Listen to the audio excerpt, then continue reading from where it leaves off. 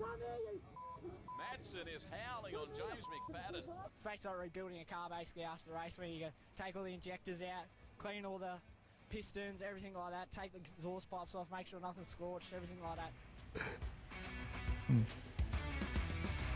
Oh, Rowie, mate, you give us a good laugh every time. Everyone, welcome to episode 17 of the Work Area Podcast. Got another long-form interview coming at you today. Current Australia #1, Joe Chalmers. Joe, thanks for coming in, mate. No worries at all. Appreciate being here. Mate, yeah, we got some statistics here. I believe it's 9 national titles. This is obviously just in dirt karts. 9 national titles. Is that 10th, the late model, you reckon? I reckon that'd probably make sense. Yeah, 9 dirt kart titles, 1 late model national championship, 35 state titles, 14 Ken and Cess wins, and pretty much won every major event held in WA. What's the Ken and Cess win? It was a big event. They ran at dirt trackers there for many years before they closed down, and that's like a prestige kind of race. You know, I feel like if you win one of those events and you take the Cess challenge and you start a bit further back in the pack, and yeah, it's definitely an interesting race. Is that what you did? Yeah, every right. time I could not take the Cess challenge. So yeah, right. Where do you have to start then? I think it was position 6. I'm pretty sure it was. Yeah, Okay. you need to run a special plate for that race, and I think it was 10 laps. And you just full send. 6, 10. That's wild. Yeah, right. And then so obviously, mate, we'll get into all that stuff a bit later on. But right now, you're back in the late model. You're off over east this weekend. Is that right? Yeah, that's correct. Yep. On Sunday we'll fly out to Sydney and hang out with the Croker family for a week. Yep. So you're driving someone else's car. Is that right? Yep. Is that as prevalent in late models as it is in sprint cars? Obviously, like sprint cars, people jump into other people's cars. You don't seem to see it too much in late models. No, I don't think it happens as much. Definitely, it was like sprint cars, it's a pretty big thing. And we met the Croker family a few years ago in Warrnambool, and just a great family. You know, I got to know them really well, and hang out with them in Toowoomba as well, and sort of just led from there now. What's in Sydney? What's the event? I think they're doing 3 shows over there. I haven't quite looked into what they were yet, but just open mind and try something different. Is there any late models going on this weekend in WA? Yeah, we're racing on Saturday at the Motorplex this weekend, and that's another round of our Pro Dirt series, and fly out Sunday afternoon and gas on. Yeah, right. That's wicked. And they've obviously got good gear and. Yeah, no, absolutely. Yeah, little family team as well. Though. Okay. Yeah, they always got good gear. Is it a similar setup to what you usually run? I think they run a Barry Wright car, so they're totally different than what I drive. I run an XR1 Rocket, and same as when I went to America. You know, I drove a different car over there as well, and you think it's the same kind of concept, but it was like trying to learn to ride a bike again. You know, like still end of the straight and turn left, but every car reacts kind of differently, so it's going to be a new experience. Yeah, right. Because obviously I don't have any experience with that, but. Yeah, I would think they would line up a little bit more evenly, but then obviously we had Rowie in Nick Rowe, the Rowe show, and he swapped from his chassis to the new Link, and he was just, he almost had like a little bit naive in what I thought would happen, and it's like the car is just completely different. And I agree with that. I think when we first changed chassis many years ago, we got a Paul Stubber XR1, and it was like night and day, you know, the difference between the chassis I had to that one, and it's amazing feel. We can feel the whole car again. Yeah, right. You're so excited for Sydney? Absolutely, yeah. That track looks unreal at the moment too, you know, and just I feel like any travelling you do and like sort of aspect of racing, it makes you a better racer. Yeah, and then the track here that we have, the Motorplex, it's obviously like a sprint car track, and I know what it's like for the sort of the open wheelers. In terms of late models, how good is it? Is it better late in the night or? I think the Motorplex, it teaches you bad habits. Because like I think about it, if you make a mistake there, you get 3 business days before you hit the wall. Yep. You know, where you go to the smaller tracks, it's your elbows up the whole kind of way. But I mean, the Plex is definitely a forgiving kind of track, you know, and I kind of like that aspect of it. I like it more when it blows off. I don't like that juiced up stuff, you know, like Kai Blight and those guys, they'll love it, you know, they ripped hair on that. But I like the more slick track. Yeah. So what's the best track for late models in WA, you reckon? WA, I mean, Alberty's my favourite in WA. Yeah. You know, like I like running on the wall down there. We ran down there last weekend and, Smashed it down there too, eh? Yeah, we had a good run. Mate, the Albany, mate. God's land down there. Mate, before I forget about the 5th show in a row, I need to rattle off my sponsors. Obviously, BKB, Plumbing, Gas, Brody and Kelly up there in the Pilbara, RBS Project Solutions, Reggie, thank you, mate. The Knife Merchant, Reggie and Anna, same people, they support me as well. TPE Group, Chris, obviously gives us this space, gave us the simulator downstairs. We'll nut that out after this, and we'll try and figure out a track and try and actually complete more than 2 laps. MATLAB, Trav Armstrong, obviously, it's awesome stuff that you have there in the pits. He's pretty much got every sprint car team there. So if you haven't seen that yet, jump on his Instagram page and have a look what he offers. And then Upfield Design, Dion Hounsfield. I just sent him a message. We got a helmet sorted out, I think, coming February, mate. Have you seen some of Dion's helmets? No, I haven't, no. Have you seen Dane Kingshot's? Oh, that is sweet. Yeah, that's a fella, Dion Hounsfield. He runs a company, this one, Upfield Designs. His helmets are so sick, man. He's like a wizard with a paintbrush or airbrush, whatever it is. I don't know how they do it. It's nuts. I was actually looking at that helmet last night, trying to figure out what he would do. I'm like, you can't paint that, but it doesn't look like it's printed. But no, we'll show you some photos after. But yeah, thanks to those guys. They keep the wheels turning. And all right, let's get stuck into it, mate.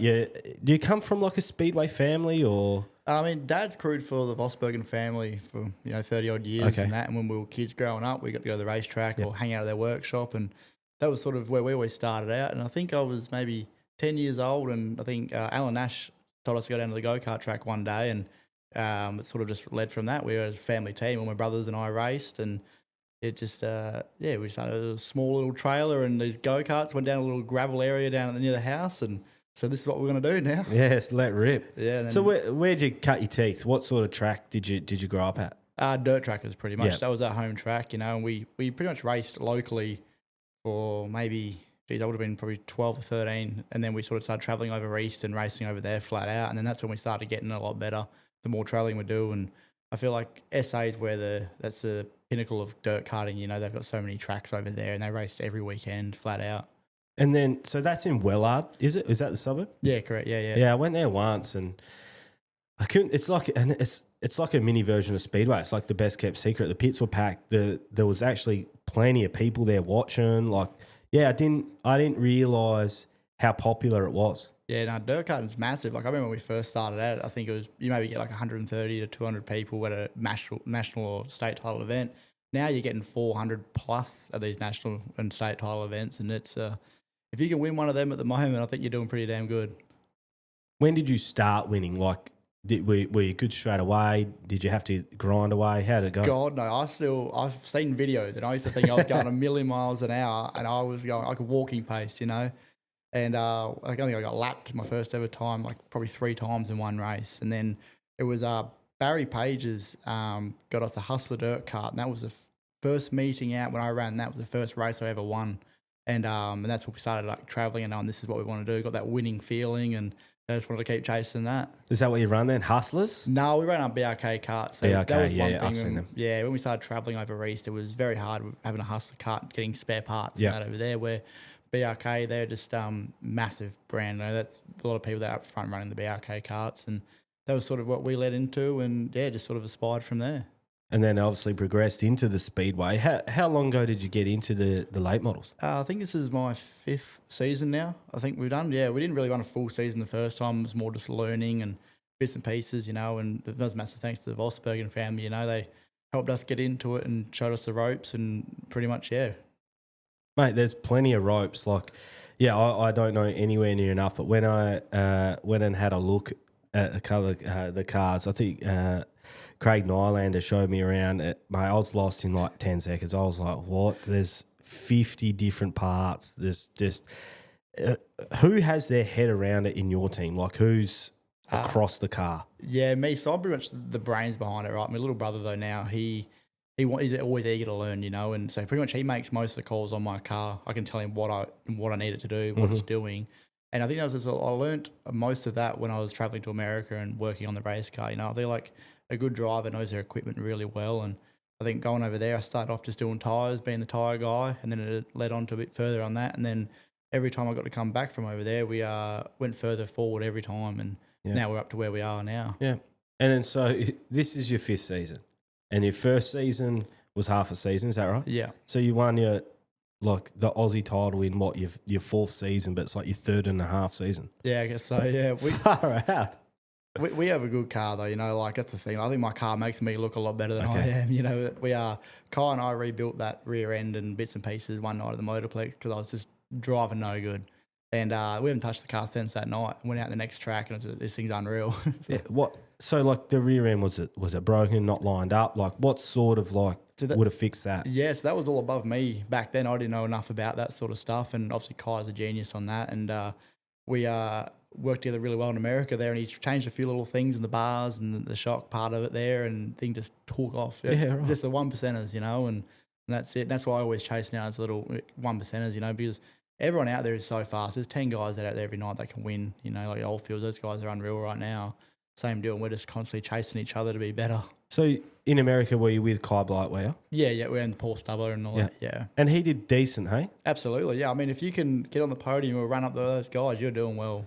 It's confusing, because I was not obviously in depth following, but like there's so many little series that they all run, but then it seemed to be like in an overall series, like do you have your head around that American scene? Not really. I mean, everything's under dirt car, I think, right? But then like you're on a Lucas Oil racetrack where you go to the World of Outlaws, and I think they're all tied in certain ways and bits and pieces, but then we run the Summer Nationals, which is dirt car, and it's all just different events everywhere you go. And then now they finally saw the tyre rule. That's you don't have to change tyres at every different track you go to. And So it's like a uniform tyre. Well, they've got who's have gone to that like 2, 3, 4 compound tyre now, where like originally there was X amount of compounds and you wouldn't be able to go to that track without having that compound, or you have to have that compound to go to that track. Crazy. Yeah.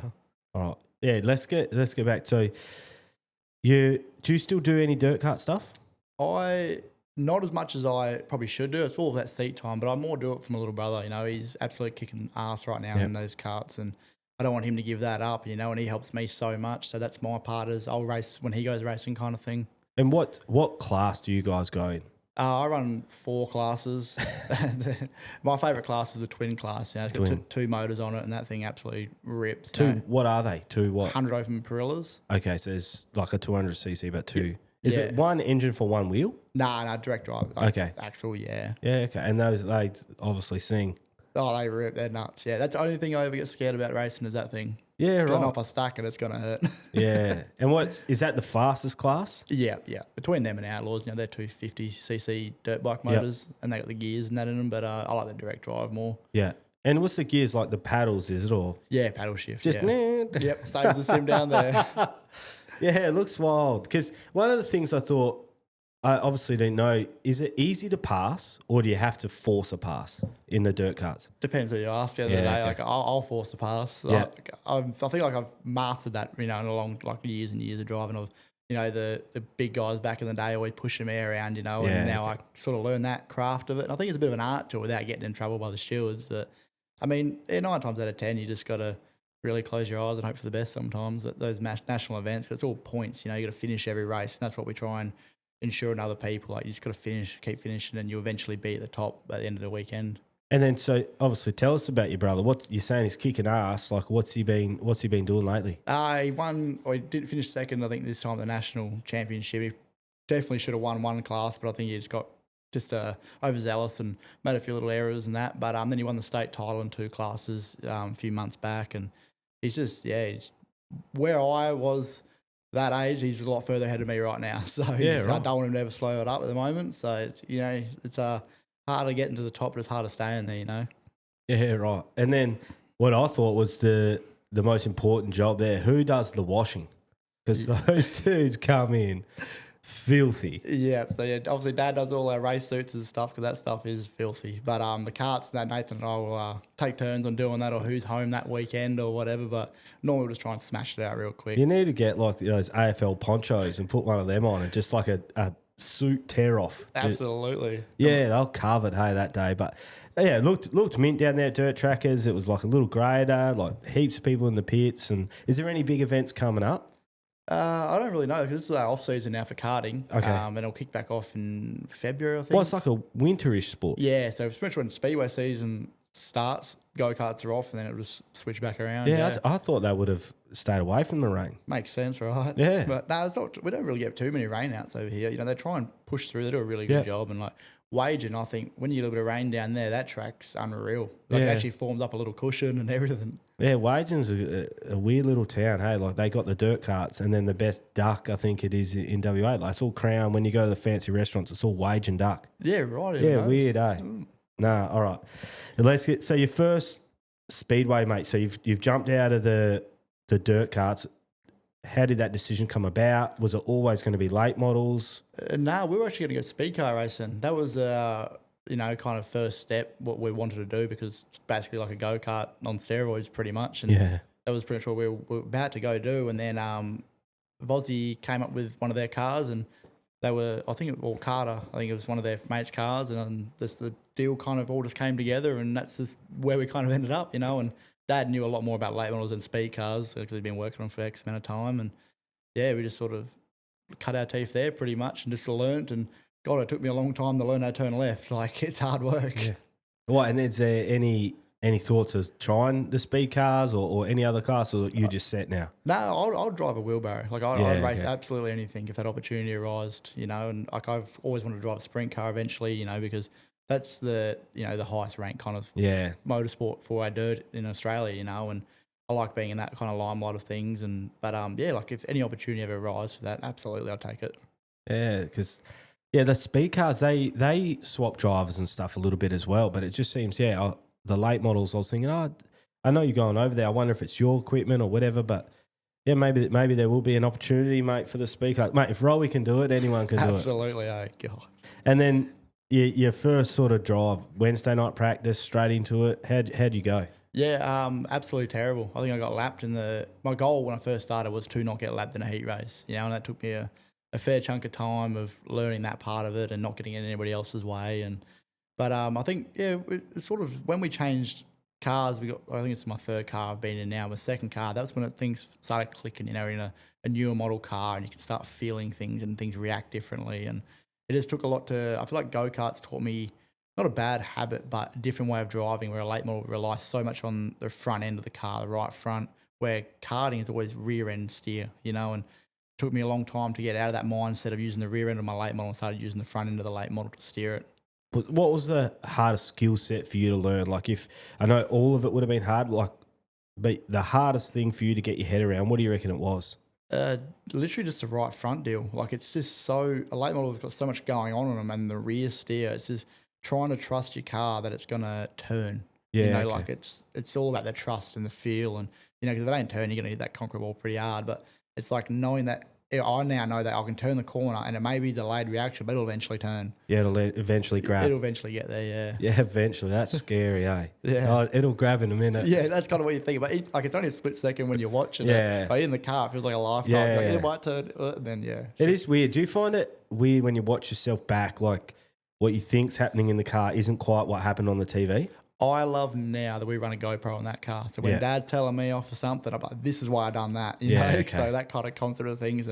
But I always watch myself back. I study myself so much. I'll probably be my hardest criticism on myself, and I like to be the best, and I want to be the best. So, very hard on myself about that. Yeah, do you find, though, like, you're like, I thought I was running a bit higher, or I thought I was running a bit lower, and then it just... Absolutely. And my little brother, he'll signal me, and if I'm not doing something right, he'll jump over that fence and rip me, like, he gives me the old, like, steer the car. I think I'm doing that, but I'm obviously not doing it. Easiest sport in the world. I say all the time, it's the easiest sport in the world to watch. Like, I can watch, like, James McFadden, and I'm like, he should be doing this, like, but in the car it's completely different. I still do that too now when I watch racing. I'm like, why didn't you just do that? But there's something happening in the cars there. Why not? But I guess the better guys figure that stuff out faster than everyone else. They figure out what they need to do faster than anyone. Absolutely, and I feel like that's something we learned in America is like those guys race every corner, and if they make a mistake, they don't lose like a second; they lose a 15th. Yeah. That kind of, they're so switched on over there. I reckon that's what I found with Kyle Larson and J-Mac. I just felt like those two were just a little bit different than everyone else, and how they were running the bottom but not losing time. Like and I reckon it's going to change how everyone drives, because I've never seen so many people actually running the bottom as what High Limit showed. Yeah, I think J-Mac's unreal down the bottom. Like how they can pull the car up like that, and then still gas off at the same speed. Mind-boggling for me. Was it similar when you went over to America? Was there late model drivers that were doing stuff that you were like, what is going on here? Yeah, I feel like that's it. Everything we sort of learned to where we're at now is all from over there. And I get to come home every time, and I spend 2 weeks rebuilding, reinventing the wheel, in my car, because they try something there, and they can, if it doesn't work, they change it the next day to race again. Where here, if we do something, we got to wait 2 weeks to go racing again. Yeah. Yeah, they're just the repetitiveness and then they're obviously their learning curve's so much quicker because they're learning 7 times a week, whereas you learn once a fortnight. Yeah, pretty much the exact thing. Yeah, Yeah, okay. And it is huge in America, is that right? it's unreal. It's massive. Yeah. There's teams. There's is it World 100 or something? Yeah. So like that and the dream, like it's like insane how big it is, and those guys are rocking up in their $1 million transporters, and it's just like you feel like you're at NASCAR kind of events. It's just the atmosphere is unbelievable. Like we always say when we hear the American anthem when we're over there for the Dream or the World 100 and that, you get goosebumps. Like it's an insane feeling. Mate, the tyres, I've heard a little bit of tyres. That Dirt Tracker fella, he covers late models pretty good, that YouTube fella. Yeah. And he just always talks about tyres and stuff. Do you guys ruin like tyres quickly? Or like, what are your tyre wear like? Depends what Konana's doing on that night, because we're always after sprint cars, so we don't really get the best track every night, and it might take rubber or whatnot. Mm-hmm. But, I mean, like, our right front tyres wear out a lot, and that's the most important corner on the car, I believe, and myself, Mm-hmm. But they wear out pretty often. But most nights, you can get a whole night out of a set of tyres. You'll most likely shag one in the feature race, but, normally not too bad. Albany doesn't touch them at all, ever. Yeah, okay. And then we've got a Carraguli. I don't think we hurt tyres there this year, but Esperance we really hurt tyres, but it's just sort of like a hit and miss. It depends on what the track kind of doing. But that new compound they got, I thought we were going to be struggling with, but we've been on that for a while now, and it's really working for us. Yeah, it's a harder compound, is that right? I feel like it's more silicon based. There's less, like, it's not as grippy, and that's what I felt like. The reaction of the car now is a lot more delayed with these new tyres on. Like, if you turn the car and you got to wait a second, then the car will pull down and turn. Are they as loud in the car as like in the pits? Like they're the loudest car. They're louder than the sprint car, surely. I think they're pretty damn loud. I had to have those molded earplugs of mine, but I didn't put one in one time in America, and they don't run mufflers over there, and my ears were rattling down the straight. So you got to drive in America? Yeah. I ran over there. I ran one of Paul Subbers' cars. And Kai got to crew chief me for a week over there, and I learned a lot. Like, I've always been crewing, and then actually driving the car. All them times I'll get up Kai for doing something or whatnot, and then I got to be on the other end of that and think about why it was doing that. And these tyres over there, the rules are different as well. And like you have a lot more less grip over there than what we got here. And then got to go down with Jeff Roth for a few weeks as well to go race with him and drive a different car again and just, a bit more learning. When you're crewing, like you obviously extremely good at it yourself. Is it hard to crew? Like knowing you can drive, like generally the crew is people who don't drive at all. Like, how hard is it? Are you getting like itchy, be like, oh, I always get itchy. I struggle going to a racetrack and not doing anything. I can't really just go there and watch, But like, I feel like Kai and I always got along really well over there, and that kind of thing is like I enjoyed being around that team with him, with Paul, Alice, and whoever else came along to help out. It was just like a great environment, And then you're having your late nights and working on the car, but I felt like I'm where I am today as good as a driver is because I've worked on the car for so long. And, there's no secrets with Kai when he's like, obviously we race against each other as well over here, but like if he'll show me and tell me and explain things and break things down. And I felt like that's just, you got to understand all your gear in your car. And I think I always get itchy feet watching him sometimes, and then I'll tell him off for doing something, or we won't talk for a couple of hours because we're both butting heads about it. But it's always a good time, and yeah. Mate, you said it before. I was going to bring it up with how your brother tells you, and then obviously your relationship with Kai. It seems crazy, but I think you have to have that. You have to have someone who's telling you when you're like being a pussy or when you're just being a sook, or just not being good enough. You have to get that feedback. You can't, the car wasn't doing this. You need someone to go, no, bullshit, mate. You just weren't doing X, Y, or Z. Absolutely. But yeah, trust me, my brother will tell me that if I ain't doing it right. But I felt like I don't want someone to sugarcoat something for me either. If I ain't driving hard enough, you tell me and I'll do it better. Well, because they're doing you a disservice if they're lying. Yeah, absolutely. Like then you can trick yourself into, and no, you need to drive harder. Yeah, you can tell me I'm shit. That's okay. And that was, how many nights did Kai run then? Oh God, I don't even know. I don't even know ballpark. Maybe 60 shows over there. But like that, he was there for, I think he spent like 6 months. Yeah, I think over there. And then Paul Stubber, I hear his name everywhere. Tell me about him. Who is he? A local fella? Is he? Or? Yeah, well, he lives down in Bunbury. And I met him one night at the Motorplex and actually wrecked my car that night. And I broke a fuel pump, and then they were racing hard for the lead or something. This is when I was still learning. He ran me over, ripped my door off. But then ended up getting me a new door for my car, and that's sort of how I came into hanging out with Paul, and then offered me an opportunity to go to America and work for them, like crewing their race car. And absolutely, I'm 22 years old. I'm absolutely going to go do that, you know. And that was very scary for me, you know, leaving the country and trying something totally different. And then I got to do that 5 years, I think we did that for. And You've been over 5 times, 5 years. Yeah, right. What is it? Motorhome? Is it hotels? Where you sleeping? Trailers? So first, I think Kai did it originally before, but then when I got there, it was hotels. Right, we had just a F truck and a bumper pool trailer, and so we ran the Summer National, which is like 27 races in 31 days. It's like the Hell Tour. It's far out. Insane. Is that what they call it? The Hell Tour? Yeah. Yeah, I've seen that. Yeah. So 27 in 31? Yeah, so I think you got every Monday off. And what we would do is, like, we didn't know any different, right? So we're just living the dream, you know. And everyone's in these $1 million Toyota homes, and we're just in this trailer, no aircon, sweating our boxes off. But, like, we thought we were kings, you know. Like, it's amazing. We'd have to race the car, then we'd have to drive down the road to the hotel or get halfway there or whatever to the hotel, and then sleep, get up at 7 in the morning, you work on the race car, and then you drive the rest of the way to the track. And we did that. Like, that was the norm for us, you know. And then Paul then decided that they got a house over in Greencastle there, and we stayed in that town for 3 years, I think. Yeah. And got a Toyota home, and God, that was just like made life a lot easier on the road, you know. And yeah, it was definitely interesting. There's definitely some good memories there. Yeah, I always roll through my camera roll and think about the times in that truck after a big night racing. Was it Greencastle, Indiana? Yeah. I'm just quickly having a Google map. So that's where he was 3 years. Oh, yeah, Indianapolis. Yep. It was good there because Indy is like, you know, the hub of motorsport, and we got to fly into there, and it was only 40 minutes from there, and perfect for us. And what was I know you went over there doing not much, but like towards the end, what were you doing in terms of like crewing? What was your job? Everything, you know, yeah. So there was just no limit on what we could do, you know. I didn't really do much to do with the engine kind of things because, like, that's not something I kind of understand enough to be touching, you know. And it's a lot of dollars, that sort of stuff, you know.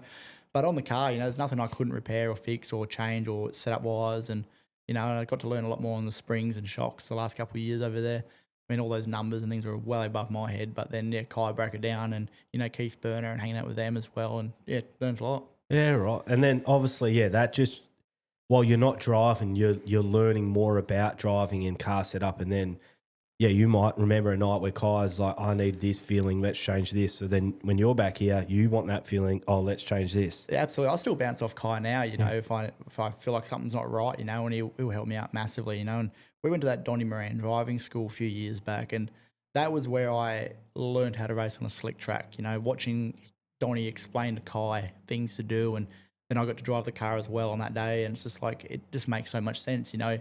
Donnie wouldn't like treat you like you're a dummy. He'd just break it all down to why you do this, that feeling when you feel that. And that couple day we spent there, that was just a massive learning curve. Yeah, right. So you've done heaps in 5 years? Yeah. It's crazy to think about it, eh? So, and then obviously if you don't count the first year, what year did you go over to America in your driving career? Was that your start of your second, end of your second? No, I think it was only 3 years ago. I think I got to have one drive over there at Oakshade, because that's where Paul cut his teeth over there, and then Kai had his first drive there, and then Paul gave me the opportunity to have my first drive there. And I absolutely tore the deck out of it in qualifying. so bad.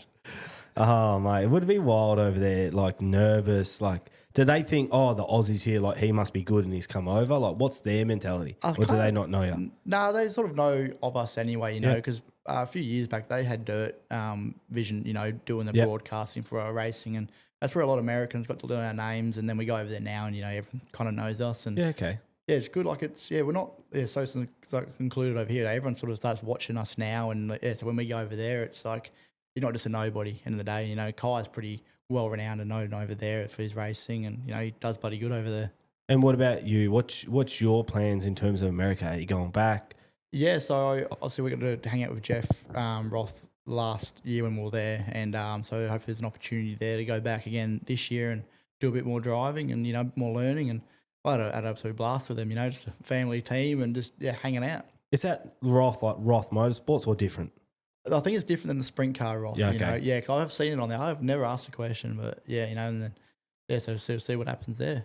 What do you reckon's bigger in America, late models or sprint cars? I think late models are. Yeah, right. But like I don't know. Sprint car guys might say sprint cars are because we never really clash or race on the same nights, you know. But I think World of Outlaws late models pay more money than what the sprint car World of Outlaws. And they had that late models had the $1 million race first, hey? Yeah, yep. And then obviously, is it Tony Stewart? Yep. Like he's a businessman. Like he wouldn't have done that like to help him. It would have been a better. So they must be bigger. Yeah, it's massive. It is insane over there. And like I didn't know what to expect when we first went there. But it's just like you come back here and you're running against, 27 cars. You go over there and you get 40 cars on a school night. Yeah. You know? Like it's incredible. And what about in terms of equipment, like their equipment versus like your equipment? I feel confident enough that I could take my car there and be competitive in it. You know, the car that I ran with Paul or the one that Kai was using was the same year as what I've got here as well. Yeah. So I think that era of cars are actually, a lot of drivers actually still use that era of cars. They were a good car.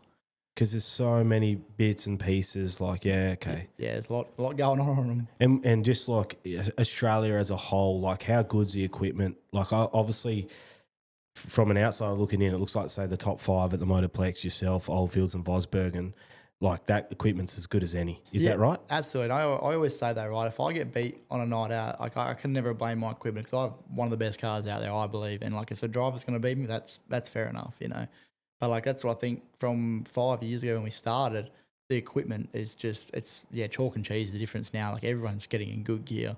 And is WA like the hub, or is there another like area in Australia that has a big late model scene? I think the best drivers for late model, most of them are in WA. Yeah. Like I believe, because I feel like the Motorplex, it's a big wide open track, but then you got like Cassidy and those guys over east, they're absolute gases and they drive the wheels off their car. So I get to go race against them next week, and a bit more learning. So you're grinding your teeth away here at the Motorplex.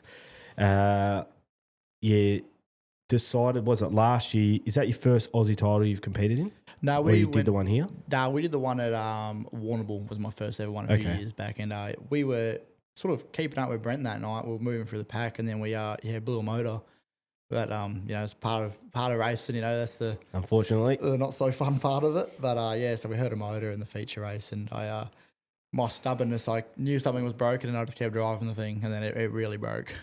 How deep into the feature race were you? Probably 15 laps. Halfway. 15 to go. So I'm like, Australian title, we're all the way over here. We'll just, It might last. Yeah, it did not last.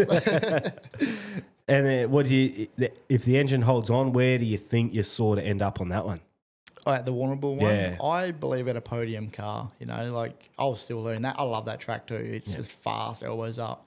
But, that was sort of the first time racing with different people. And over here, you can sort of judge what someone's going to do before they actually do it. You know how they drive. Yeah. So going over there, you're running against different people that do different things at certain times. And I think that this whole learning curve and then came back home just made my racing progress a lot more. Yeah, you just got to get laps in, hey. Yeah. Many laps you can get in, anywhere, whatever, you're better off for it. And then, so you put in the hard yards here, and then we spoke about it before Toowoomba got rained out this week for that red hot summer shootout. That was one of the decisions you had to make before you went last year? It was. We were and ahhing, I think it was literally, Pop took the car over in the truck and that, but Dad and I were and ahhing for literally the day of. And I just said, let's just go. What else we got to do, right?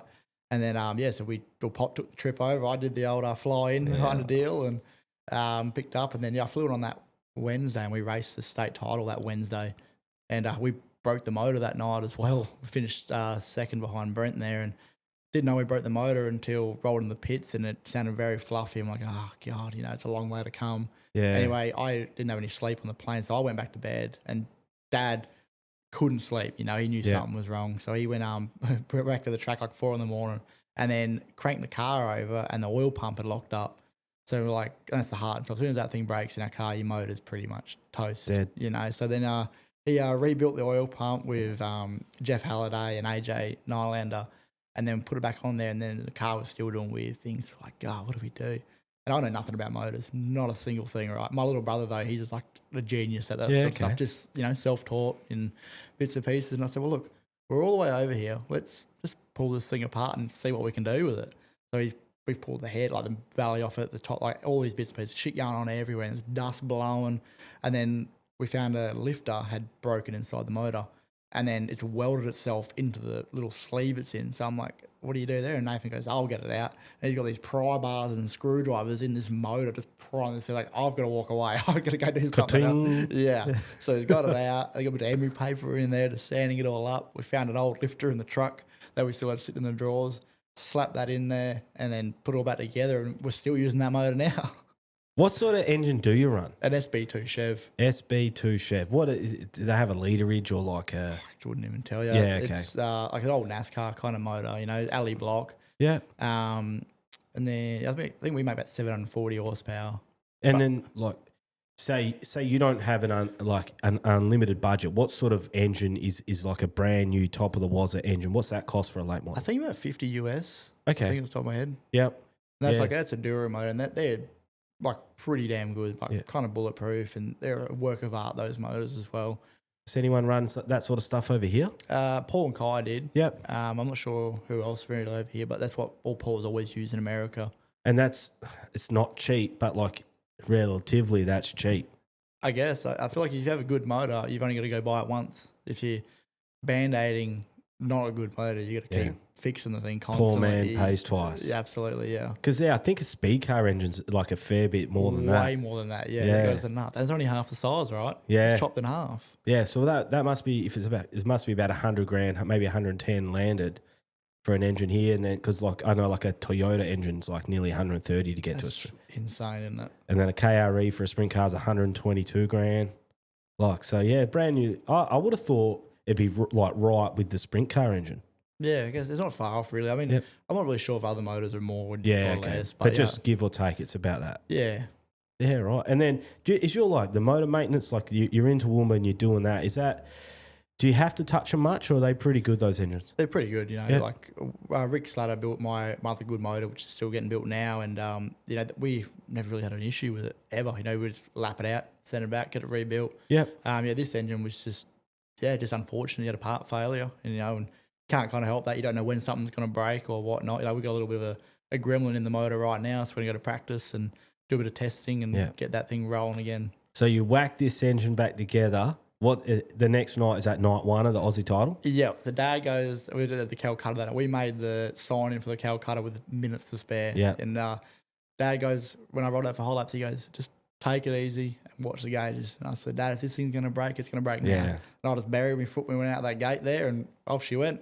You can't have that hesitancy, eh? Yeah. Because if you're not testing it, you're not testing it. And generally they go at the top, not at like mid-throttle. Absolutely. That's what when I first watched the motor on the dyno at Chase's dyno there, God, I'm like, it's bulletproof glass, but I'm still ducking behind that glass. They're beating those things up. And if it ain't going to break there, it ain't going to break on the track. So hot laps, mate, you how'd you go right from the start? Talk us through your Aussie title. You obviously won the event. How did it start off for you? We'll start on that Wednesday at the state title there, and we broke the track record in the first, second or third lap on the track. Single lap record? Yeah. Yeah, okay. So then we're pretty pumped after that. I felt like I had more in the car as well. So finished second that night at the state title, and obviously fixed all the motor, done all that, and then rolled out for the Aussie title and hot lapped really well. Went out and qualified. I can't remember if we went quick time or not, or second quick time. I'm pretty sure Oldfield was up there massively as well, and we always have a good battle racing. And then they got the heat races in, and it was the heat race that I had to start off the back. When I started off the front, I was in last by the third corner. I just went in way too hot, cooked it, hit the wall, and then the yellow came out, but we already completed a lap. And I literally remember just driving past my brother with my head down, so he couldn't see, because he was giving it to me through the fence. And I've got, oh God, here we go, this shit now. But we got back up to third in that race, and then. Yeah, and I started off the back, and I think I won that one. So I always do better starting off the back than I do starting near the front. And that's huge at those Odyssey titles, hey? When you're deep, whatever you can do to get forward, that's massive. Absolutely, yeah. And I feel like we had a really good track every time for what I needed it to do, and like I like beating the wall down and tearing the deck out of it all the time, but like that kind of track was like a tedious thing, which is all my craftsmanship that I put into Toowoomba was everything I learned being in America, racing over there, and the Donny Moran driving school, and just watching Kai learn on the slick tracks over there, because 9 times out of 10 you get a slick track in America. It's never really hammered down like they are here. Yep. So I feel like if like that just sort of slowing up and turning and all that sort of worked. And then so is it a 2-night show, is it? Or? Yeah, it was, So the first night we won the prelim. And then, yes, that sort of set the high up. Motor, everything's still running good. Didn't check the oil filter that night because we're like, if it's breaking, we're just going to leave it, just keep racing. I'd rather not know. Yeah, and then the feature race, we started on the pole and got to the lead. And then we pretty much ran all the way through into like lap 12, or I think it was 12. And then we had caution. I was going, God, like, come on. Let me get going. Yeah, and then the gearbox broke. So I had to keep holding it, lining up in, like if I had to hold it into top gear to line up, but then it was getting too hard, cramped my arm up. So I put it in low, cruise around. But I didn't know at the time, the other guys got real hard tyres on. So me going very slow, they can't get their tyres warm. So it was kind of helping me out. But then you had to keep holding the thing in top gear because it kept jumping out. And then I remember it was got the white flag. And I've gone, oh my God, like a few more corners, here we go. And I watched the checkered flag get put out into the track and then pulled back in because someone had spun out on the last corner in turn 4. And I was like, you are kidding. Like, if I lose this now because of this, I'm done. How far short were you? Like 20 metres. Like, I literally seen the flag go out the window and then back in. And that's an extra lap technically, yeah, green, white checker. Yeah, then you got 2 laps rather than 20 metres. And like, I'm overthinking it massively because I'll tell you what, if I was in second, I'm going for it. Yeah, right? yeah. So, and I think Brent was in second. I'm thinking, oh God, here we go. So I'm going into turn 1, elbows tucked in, you know. But yeah, and then we finally got that checkered flag. And then the broken motor concept went out the window after that, and we just started doing donuts. So their brakes now, I don't care. Yeah, it's already done its job. Absolutely. But then what was crazy is we went to Kalgoorlie on the way home, and I did 4 laps, and the diff snapped.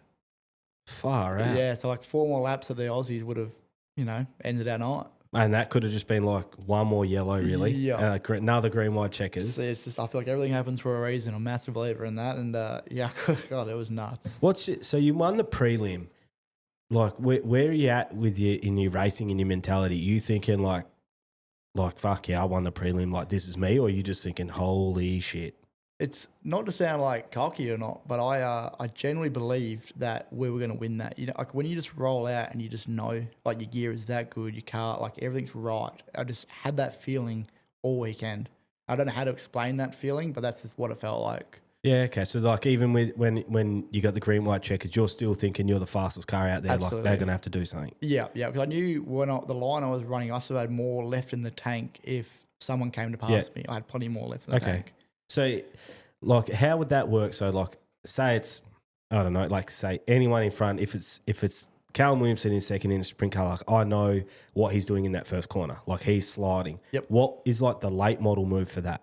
How would you, if you were in second, what would you have done to try beat you on that I would green have absolutely started out wide, not set up my fuel tank. It would have been like up wide and got a run and then just use that momentum to go into turn 1. And slide them, or how do you do it? Or do you get them on the straight? Depends if they went down or not. I would probably absolutely use my body a little bit on my car and move them out the way. Like it's last lap's the Aussie title. Absolutely. No rules. And that's literally what I would say. Like I'd be okay if someone shuffled me out the way, because I will race somebody how I'm happy being raced, And that's something I learned like with the old fields. Those guys race so hard, and they'll throw a slider on you. Like they don't mind, and there's gonna be times that we're gonna run over each other, and you just, it just happens. It's all part of the racing part of it, And those guys, I think, watching them, and the elbows up, and then being in America, getting pushed around a lot by those guys, it's just just learn to, toughen up a little bit and get on with it. It's I don't really like to say what I'm doing, but that's what I'm learning is like you can race nice, but that's your fault and you lose. Kind of, yeah. That's that. Yeah, because I was always like, kind of felt like I was a nice guy out there, and then I got junked a couple of times, and I've obviously junked a few other people, not deliberately, but it just happens. And then I feel like when I was in America, these guys are pushing you around lining up. Like they don't care who you are, you're just a number. Like you're in their way. And then I use kind of that concept now when I've come home. It's like I'm gonna race everyone as hard as I can. I race every lap, every corner. Yeah, that's what I saw. Like, oh, that dude in 5th, like he beat me, but. It's like, yeah, but the butts don't matter. No. He beat you. That's all you need to worry about. Whoever gets that checkered flag wins. Yeah, I know. That's it. And so Brent was behind you. They obviously call you out. Does that Aussie title do that? What do you guys call it? Like the leaders in front of and double file restart. Yeah, so we did until, but the last one, it's a single file because you're under X amount of laps. Yeah, so okay. like I knew Brent wouldn't, do anything malice on me or anything like that. He's a clean driver. Yeah. I think he is anyway. And, so I actually had a little bit more of confidence that we were going to win, knowing that Brent was behind me, kind of thing, And you went 1-2? He finished 3rd. He cocked up one on the last quarter. Brent, come on, mate. Who got him? Kane, I think. Yeah, I can't remember actually. Darren Kane, is Yeah, it? yeah. He must be a bit of a Because he wizard. showed Eh? his nose on me as well. And when I seen him, that was when I was like, oh, this guy, he's a driver. Yeah, I he's- got to go. Yeah. And then, we got a yellow, thank God. I think he probably would have pinched me a little bit on the next corner. I was like, so we got a yellow. But that would be the same thing. Like, you'd be like, oh, he roughed me up, but he won and you didn't. Like, so you just can't let it happen, eh? No, you can't. No. And then that's what happens sometimes with those crashes. It's when two winners come together. It's like they both know you can't give that spot up because if you do, you lose. Yep, absolutely. You know, and then people get a bit butthurt about it. But at the end of the day, like, everyone's got a helmet on, you know, like, that's white line fever out there sometimes, and you want to win. Why else are we doing it, you know? And the Aussie title afterwards, how wild was it in the pits? We didn't celebrate massively, right, in the pits. So we actually already brought 2 cartons of piss before the night started. So then Matt and Islander came over with us as well. And so it was me, my little brother, Matt and Islander, and my little brother's missus. We went to the nightclub there in town. Obviously, there's a lot of people there as well from the Speedway. And Matt and I actually cancelled our flights back to Perth and forgot to book new ones that night. So we didn't go home for a few days. We just went up to the sunny coast and hung out there for a bit and, really let our hair down for a few days. What was your feelings when you won it? Like, I'm always interested. Was it like euphoria, like so stoked with it, or was it like a relief that you didn't lose? I didn't believe that I'd won. I didn't, like, it hadn't sunk in. And then, because I hadn't really won a major event, you know, I couldn't even win a race at the Motorplex. I finished second like 9 times last season. Like, I just couldn't win. I led nearly the most amount of laps, but I just couldn't lead the only lap that mattered.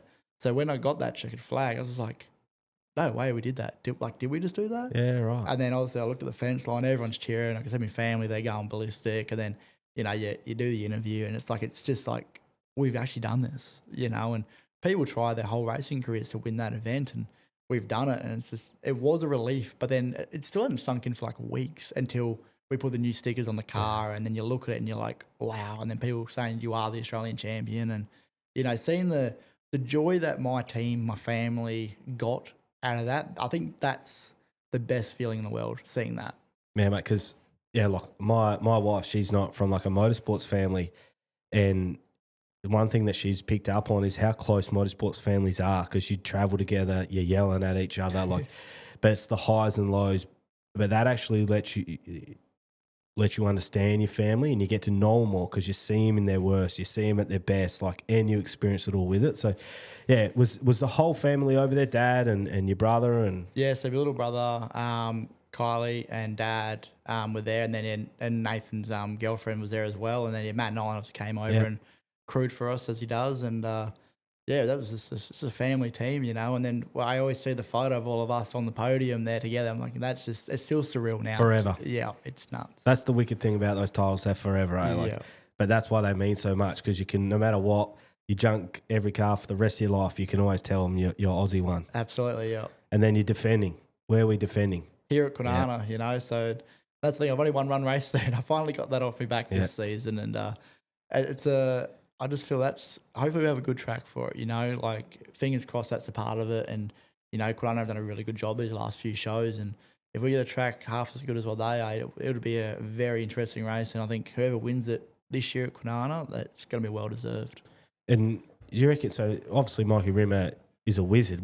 Would he set the track up differently for an Aussie title than like sprint cars? I couldn't tell you. Like, I wouldn't have a clue about setting up a track, you know. Like, a lot of drivers think they know a lot more about racetracks than the track curators do. But, you know, he does a great job. You know, it may be hit miss one night here and there, but, you know, for an event that they have there, even like, you know, the high limit deal, that track was unbelievable, wasn't it? You know, so I've got all the faith in the world that he's going to give us a badass racetrack. And when you say a good track, what is slick? I like a slick racetrack. You know, I reckon majority of our field would not like a slick racetrack. Yeah, okay. I feel like anyone can drive from the juiced up, hammer down kind of stuff. You know, just mash it, turn left. That's me. I need to learn that slick. Fuck those slicks. It's just, like, sometimes you're like quarter throttle. Like, you just keep toeing around on that stuff. And like, I like that part of where you can roll the middle and use your car to like work your car as hard as you can on the slick, trying to find that traction and bits and pieces. And I think that makes a better race car driver driving on that slick, I believe. Well, you can always tell the best drivers are good when it's slick. Yeah, like all the big $100,000 races in America, they're all running the slick. You know, it's never hammer down for them. And then you're going to be defending, and you just won that first race. do you feel like the pennies drop for the track? Have you figured something out, or is there still work to do? I'm always working, you know, like I always want to be better, you know, and then the old fields have really stepped their game up this year, you know, and so we're you know, always on the podium every weekend together. And so that part of it is like, I've got to keep trying to find them 1%ers and try and keep up with them guys. And yeah. Mate, they must have a heap of fun. Like, you obviously crew or with your brother and do that, but like, imagine all three on the podium. That would be so much fun. Yeah, I tell my little brother he should buy a late model all the time, you know. Like, we race harder against each other in go-karts than we ever do with anybody else, you know. And I feel like I watch the old field, sometimes I get stuck watching them on the racetrack, and then I'm like, oh, I'm actually driving. I'm racing them. Yeah, you know, like you just get stuck with that sort of stuff sometimes, you know. But then they race each other so hard, which kind of plays into my advantage sometimes too, you know. Like, so, lets you catch up. Yeah. Yeah, right. And then, is there anyone coming over? Like, can you have like Americans do your Aussie title and that? I'm pretty sure we can. And I think I overheard someone say there's about 6 Americans coming over for this. You know, Jeff Roth, the guy that I raced for in America, he's over in Sydney at the moment racing. He'll be here for that whole month, racing the whole series over here. Yeah, right. So it's good. And when is that? March. Kicks off in March is our, you know, big kind of, I think we got like 5 shows in like 7 days or 9 days or something like that it was, yeah. And is it just you guys on that night? Do you know? There's no like... Oh, there'll be support. There'll probably be sprint cars or whatnot. Yeah, I think we've got a midweek show and that, which probably have like the wingless and formulas and that kind of concept. Yeah, I do remember something about a midweek mayhem or something they called it, but are you excited for it? Oh, I'm pumped. I'd race every night of the week if I could, you know, like I love it. Like we go to practice tonight and do some more testing, and you know, if I can keep racing every day, I'm happy with that. Mate, yeah, I always ask this question to everyone. What's the best drive or race you've ever driven that you did not win? I did not win. Like, is there one where you just, you know, something happened or whatever, or like you come from the back of the pack and you fell like a car length short? I feel like I've had plenty of them in my lifetime, you know, from go-karts, you know, and most of them are actually self-inflicted. You know, I'll overdrive the thing and tear it up or whatnot. But I've done I don't know. God, to think of one of them. Yeah, I think probably the worst one was I took my brother out one year. I had an Australian championship, you know, at Alice Springs. But, you know, that wasn't a fun night either, you know. But, I can't think of one. I've had too many where I've stood on it, you know. And what's the best you've ever felt in a car then? What race? That would be Toowoomba. Yeah, that Aussie title. Yep. Everything just clicked finally. Like you mold together one, you know, like you are the car at the end of the day and you can feel everything, what it's doing. And that's one thing when I feel like if I ever have a problem with my car, I can pick it straight away. You know, I know something's not right.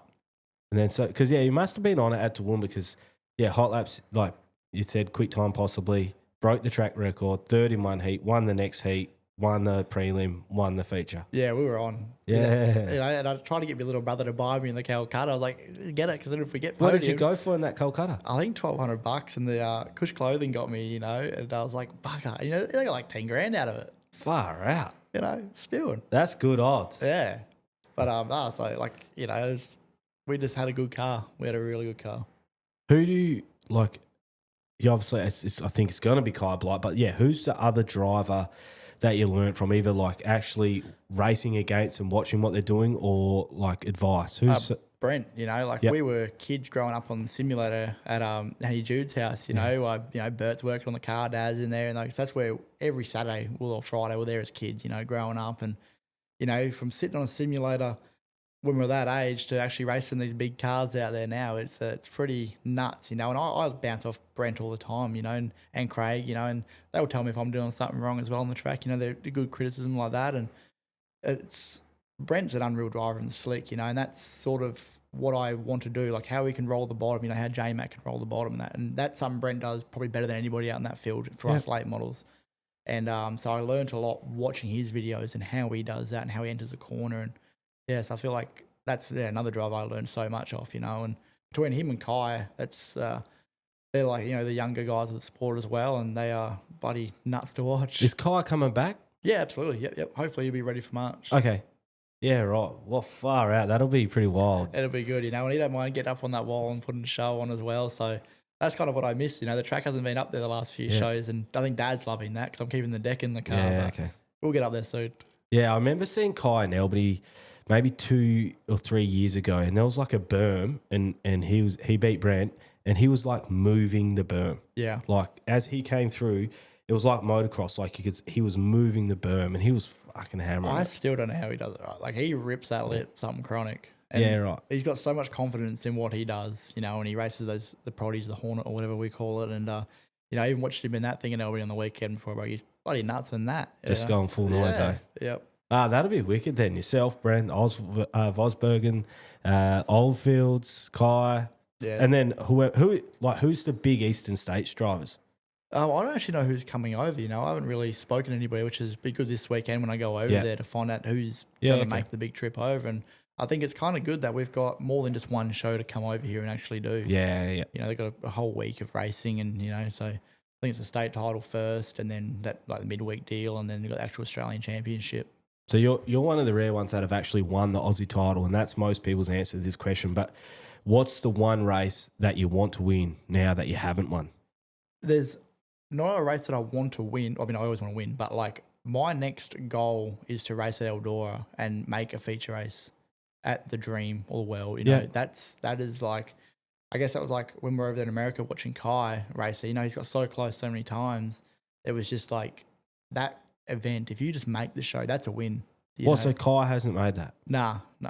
But he's won, I think he won a heat race there or a B main there, like that kind of, it's nuts, you know, like it is so hard over there. And yeah, right. Is it just the competition or is it the tyres, like everything? Competition. It's so cutthroat over there. And like I didn't realise how hard it was, right? You know, I could tell Kai to do this or this or that on the track, right? And like I hadn't driven against them guys. And then when I got to drive it, I think I remember saying to him after, I was like, I get it. Like, I get it now. You know, these guys are hard. Dog eat dog. Yeah, literally. If they don't win, they don't put food on the table, I think. You know, that's their job at the end of the day, you know, like, and they ain't going to give you an inch.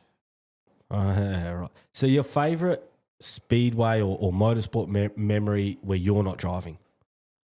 Watching my little brother win the Australian 100 Open Championship.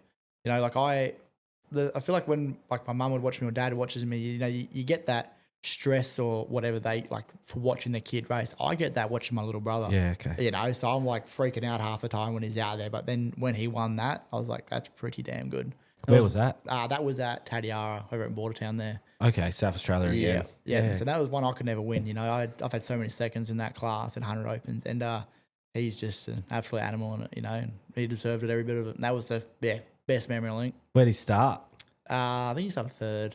Yeah. Off pole, I can't remember. But I started behind him, and all I said before that feature race is, "You want to get out of here because if I catch you, you're gone." Oh, you're in the race. Yeah, right. And you're watching him. And where'd you finish? Oh God, I'm still coming. I don't even know if I finished. But I just remember, just watching him and that celebration of like, you know, my little brother growing up and you know always working together, racing together, and then watching him absolutely kick ass is nuts. That's sick. Yeah. And then maybe particularly at the Motorplex, but like what's one skill you want to work on moving forward? I think my skill now is still the slick, you know, like just my biggest thing is I don't have the confidence sometimes that I can race next week if I wreck my car. Yeah. And that always plays in my mind when I run the wall or steer on the wall or, you know, I hesitate. But like, I guess that's so much of it's more I just want to learn the slick stuff, and hopefully eventually our rule book catches up with the American rule book and we have the same like set up in our cars we run over there and then just learn the slick stuff over there. Well, that feeds into something else I always ask. What's one rule or thing you could change about the late models so you just want it in uniform with America? All I want, you know, and their rule book's black and white, and our rule book I feel is very vague, very grey in certain areas, and I'm very good at pushing the box a lot, you know, and I have done that with my car this season. And over there they run like a droop rule, and which takes away so much traction out of the cars, which I think it would be good to bring into here because it would bring the field back together, you know. Like I've done so many little things on my car which I've learned over the years in America to help me get away from the field, where if they bring this one rule in, it would just bunch everyone back up again, you know. And what is that rule? Droop rule? Yeah, so it's like we got a limited chain on the left rear. So when they jack the car up, it bottoms that chain out, and then you're only allowed to be a certain height off the ground. Okay. Which is 51 inches, I think it is. But right now, like if you jacked my car up and checked that, we're way over that because you don't have to have that rule. Yeah, okay. And then they reckon 1 inch of deck height, like your rake on your deck, is 100 pounds of downforce.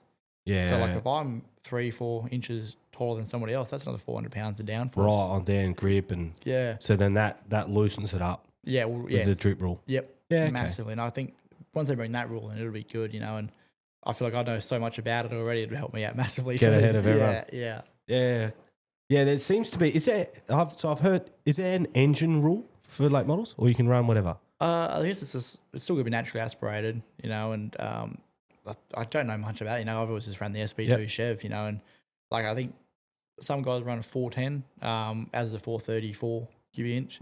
But yeah, I guess I don't really know what the ruling is. You know, a lot of guys run those crate motors, you know, the 525s, and the old fields ran them for a long time, and you've seen how good they are in those. And I think that for anybody getting into our sport, like if I probably did my time again, I would have probably bought a crate motor, just with how many motor issues we did have starting out and learning, and you know, you pretty much bolt those things in there and just go. They're bulletproof. And then the other thing, you guys always hide like your hubs.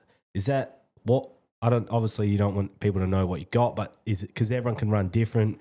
Like you can set up differently. Like what's the actual purpose of hiding it? Honestly, just to annoy people. Okay. There is nothing dinky do going on my car. Yeah. You know, like, I mean, there's little 1%ers, but like you wouldn't know unless you measured something or you really studied something, you know. But we run covers on things just to be more annoying than anything. Yeah. You know, Okay. like it's. I feel like in America they do that a lot too. You know, they put the car covers on their cars really quick, right when they win a race or whatnot. But like, at the end of the day, you can't check their spring numbers by looking at their car or you know, find out where the bars are completely. But yeah, it's more that part of it. Yeah, because I remember speaking to Brent once, and he's saying sometimes even in the shoot, he gets people from other teams coming and like looking under his car, just yelling at him like piss off. And they're looking and I've done it before. Yeah. You know, like if I'm curious, I'm gonna have a look. Yeah, You know, okay. I'm not gonna walk into your pit bay and do it. I'll just wait until you're in the shoot. yeah, when it's on the car. Yeah. And could you do anything with that? God no, not Yeah, at that okay. time. It's just I don't know. Well, we run down sometimes and check tyres, what tyres people would have on, you know, and that's a massive thing in America. Like we'll wait and what everyone roll out because they know the Americans knew a lot more than what we did over there. So we'd wait for them all to line up in the chute, see what tyre they got on there, okay. run back to ours, put the tyre on for Kai, and then send him out. You Just know, because it's that learning curve. They're ahead of you and, you know, whatever corner you can cut to catch back up. absolutely, yeah. And then you just have that tyre rule here or just whatever? They're bringing it in now, Yeah, so okay. I think we have to run it for the Australian Championship, which is why I've started running them now, just to test on them. And it's just they do make the car feel a little bit different, so it's just good to get our head around it now. Yeah. There seems to be so many crazy little anomalies with that, hey? Yeah, no, it's nuts. Like it's you're always learning. I feel like every lap you're doing something, you're learning something different. Yeah, mate. Late models, mate. They're wild. Yeah, mate. I like doing this. I knew I needed to speak to some late models. One, I actually have no idea what's going on. All it is I've watched them on that. Obviously, like they scare the shit out of you when you come through the pits. Like you'd be busy or whatever, and then you just hear one like rev because like you guys park away and you have to drive through the whole pits. Yeah. I always wonder why they don't put you closer to the chute so you don't have to drive through the whole pits. We're not a sprint car. Yeah, that's true, yeah. We're not cool enough. Yeah, you know. mate, you're talking to a wingless. We're over in the camping area. Mate, there's been nights where there's like full lanes free and we're bang over. Yeah. Send the riff-raff out the back. But that's what I'll do as well. If I run the motorplex, I'm not sending it. The wingless are going to clean the track. The wingless will be in the camping area. But that's good. What race are you looking forward to other than is it this Sydney coming up? Yeah, so I'm stoked. You know, just again, like it's a new track for me.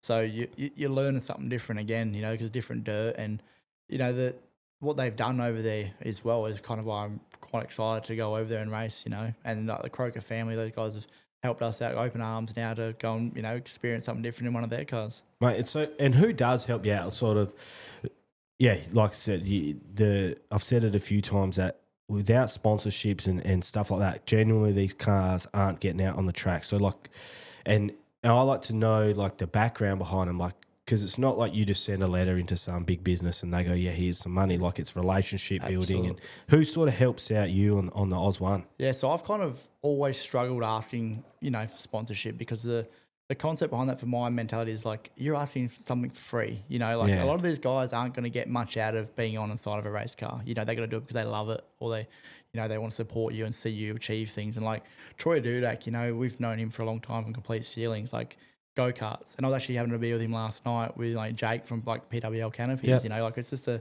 tight-knit like family event still, everyone knows everybody and and then Beltec Engineering, I've done a lot of work for them for years. They got me into the mining game and all that sort of stuff. Then Valvoline Macca, he's been Dad's friend for God knows how many years, you know, and he's always helped us out and supported us as well. And, you know, then we've got Matt Nylander, you know, one of my best mates, Shift Realty, you know, now he's on board and he's always come down and crewed for me, helped me out.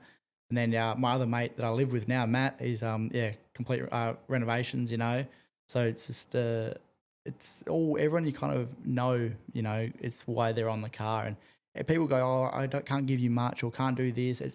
It don't matter, you know, any bit helps. It's racing, you know. And then, like, I quite enjoy that they'll all come down and have a beer after the night. You know, I like to have a beer, and, you know, we've got Cage Rose now sponsoring us as well. And so I love a good beer after the meeting as well. And, you know, Wilson's Brewery, they're sponsoring our event. So they're always giving out cartons after the night. And it's just, I feel like everyone sort of knows everybody in that kind of scheme of things. And yeah. No, the other thing is, if you go to speedway races and stuff like that, and you could sponsor someone, you will get more out of the night if you actually go for someone. Like if you sponsor someone and put some money in, and like you understand what your money's gone towards or whatever, and like say you buy tyres, you're like, oh well, tyres are expensive, they need new ones and whatever.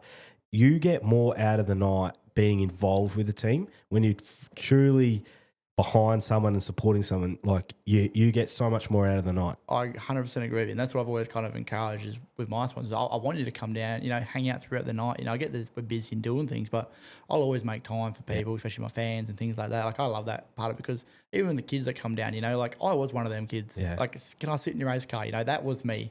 Like literally 10 years, I'd still sit in someone's race car now. But, you know, like, but that was something I love about the country shows as well is they don't let you in the pits during the night, but then they have that intermission. Yeah. And it's insane. Everyone just rushes down there. You know, you're signing shirts and you're doing bits and pieces, selling merch. And, you know, that whole part of it is I'll always make time for the kids and the families because I was that kid. Yeah. I still am. You know, like I see the model car.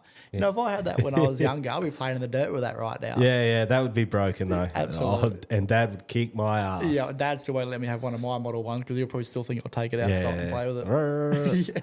Nah, it's even you said it before, like I will go and watch Speedway, but I would much rather help. Yep. Like you might miss a few races, but the night as a whole is better. Even if I'm washing mud off someone's car, which is about the extent of my knowledge, you get more out of the night. Absolutely, yep. Being involved, being in that environment. And that's we just had Addie, someone from over at SA Races Car, she just came over and hung out for the week and just cleaned the race car, but then like getting them involved, you know, and then getting the people out in the infield and getting a part of the photo, the group photo, and I just enjoy all that kind of part of it as well. Drag everyone along for the ride. Absolutely, yeah. Mate, awesome. All right, we're going to be wrapping it up. We got some standard questions, mate. Your favourite holiday destination? Oh, it has to be America. It'd be Vegas or Nashville. I love them both, you know. Yeah, I've been to Vegas, not Nashville. But Nashville's right up my alley, I reckon. It is unreal. Your favourite TV show or movie? Days of Thunder. The old school. Favourite meal? Oh, mum's lasagna or honey mustard chicken. Oh, honey mustard chicken. Yeah, right. And is that like, do you have to have a certain meal before races or you just roll in with whatever? No, I don't normally eat. I'm normally stressed out too much, you know. Okay. I get really nervous. But like, I'm superstitious on things that we probably can't say on the air, but like I'm a very superstitious person when it comes to racing, and I feel like everything's kind of got to link up for me on that day, you know. And I couldn't change helmets for years because I had one bad run when I bought a new helmet. Done. Can't use that helmet now. So it's been sitting in my cupboard for ages. Now I had a go-kart accident at the title and I cracked the helmet. So I'm like, now I have to change helmets, you know. And we actually went out and ride a race with it. So like, okay, it's all gone now. Favourite sport outside of Speedway? Football or rugby, yeah. AFL footy? Yeah. Who's your team? I don't support anyone. I like country footy. I think it's too soft these days. I like the country footy still. Do you get down and watch any country footy? Nah, I still play it every now and then. Oh, who do you play for? Oh, I used to play for Campbell when I was living out there. Yeah. And I'm going to try and jump in one of my buddies that I work with this year where he's playing. Yeah, awesome, mate. And then, where do you want to be in 5 years? I've got two ways I want to go. If I got the opportunity to go to America and race full time, I would drop everything and go. But if I don't, maybe I should look at, you know, settle it down a little bit and, you know, focus on building a career, and which I sort of started doing now as well. So, yeah. All or nothing though, isn't it? Kind of, yeah. I mean, I went to buy a house 2 years ago and I just about signed the paperwork and thought, if I do this, I can't go back to America, you know, and this is where I kind of have no regrets about anything I've done in life and where I'm at with my career. And like I'm stoked to be able to go back to America again this year, you know, and I feel like if I did buy a house or I did slow up on that, I couldn't go do that. And I don't want to get to 30 years old and go, shit, you know, if I just went for one more year. Yeah, or if something might happen. Yeah. No what ifs, say. Absolutely. You know, and I can get a house later on in life, you know. Yeah, like, what ifs are like the worst thing ever. You may as well find out. And I have the worst FOMO, you know, fear of missing out, massively bad for it. So, like, I need to be... What's that America schedule for you this year then? What's the plan? We haven't really sat down and spoke about one yet with Jeff. It was sort of after I finished up with him last year. We sort of said, like, do you want to like do it again? You know, you're more than welcome to come over. And I said, absolutely. You know, like, so I would like to go do at least a month over in America, whether we're racing the whole time or not. It doesn't bother me. I just want to be a part of all that, you know. And Jeff and his whole family are just great people, you know, like we're hanging out with them. It's just a very interesting crowd and it's good fun. Nah, I see everyone that I've ever seen going over, no one's like, oh, it's all right. Everyone that's gone over, it's just like, it's the shit. Yeah. I mean, I could never live in America because like Australia is, I've been in a few countries. Australia is the most beautiful country I've ever been in, and I love Australia. But I could do 9 months in America, but winter, absolutely not. You know? That snow. And I just seen like Rico put up one and the dog can't go outside because it's snow and stuff that. I get that. And how good are our summers over here? Yeah, now it's perfect, isn't yeah. it? Awesome, mate. Thanks for coming in. Yeah, really, really appreciate your time, and we'll jump on the sim, I think, and have another rip. But good luck. We'll have a chat again, and at least now when I talk about you, I can know a little bit more. Thanks for coming in, mate. I appreciate it. This episode has been brought to you by the following businesses. If you're in the market for anything these sponsors can help you with, please use them. Let's get behind the people who support the sport. See you at the track. BKB Plumbing and Gas. For all your plumbing needs in the Pilbara, contact Brody and his dedicated team. From domestic water softeners to large-scale commercial projects, BKB Plumbing and Gas, they've got you covered. RBS Project Solutions. RBS is based in the Pilbara and specialise in structural, mechanical and piping projects. RBS is bolstered by strong field supervision and leadership, ensuring successful execution of projects across the mining and oil and gas sectors. TPE Group, proud